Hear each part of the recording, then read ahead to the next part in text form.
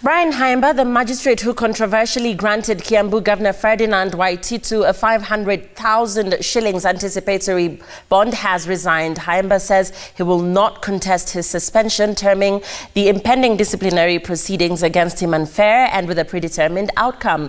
Khaemba will also have to relinquish his Secretary General's position at the Kenya Magistrates Association. But as Francis Gashuri reports, the immediate former magistrate could be heading to the Labour Relations and Employment Court for a legal showdown with Chief Justice David Maraga and the Judicial Service Commission over his dismissal. Bryan has left the judiciary in a huff with the judicial decision he made last month landing him in trouble. That day, as Kiambu principal magistrate, he granted Governor Ferdinand Waititu a 500,000 shillings anticipatory bail, sparking controversy and intense debate in the legal fraternity.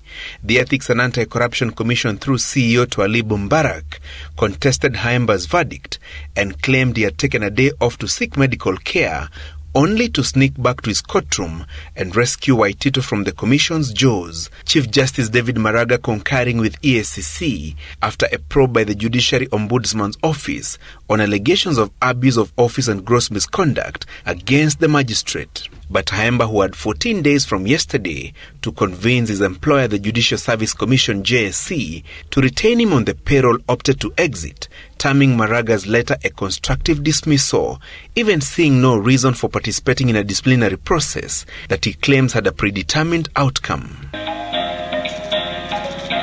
Maraga, while announcing Khaemba's suspension from the bench, said the magistrate would receive no salary from his employer and revoked his transfer to Thika Law Courts. But according to Khaemba, suspending him without any pay would be a violation of the labor law and amounted to unfair termination of his contract with the Judicial Service Commission.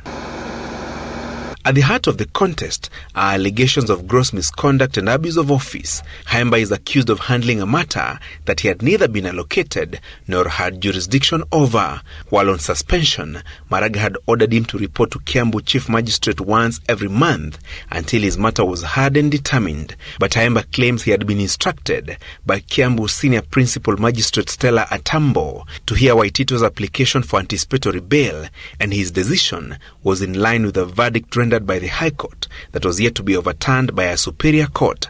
Khaemba insisting any questions on his jurisdiction in handling Waititu's matter ought to have been dealt with in court and not treated as misconduct.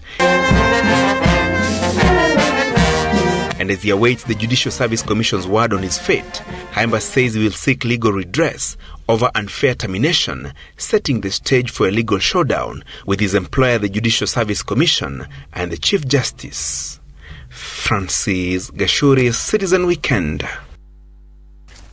WAJIR East Member of Parliament RASHID KASSIM has been freed on 50,000 shillings cash bail after he denied charges of assaulting WAJIR woman Representative Fatuma GEDI. RASHID, who was arrested after the incident, spent the night in hospital following what was termed as mental complications. He is reported to have assaulted GEDI within Parliament buildings hours before Treasury CS read his budget speech. Women leaders who staged a walkout from Parliament on Thursday have condemned the attack and called for tough action on the offender.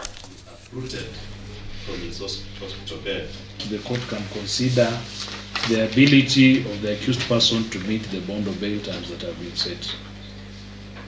So in this case, bond and bail is not opposed, and I will therefore grant the accused person bond of Kenya shillings 100,000 with one surety of an exam. Alternative cash bail is Kenya shillings 50,000.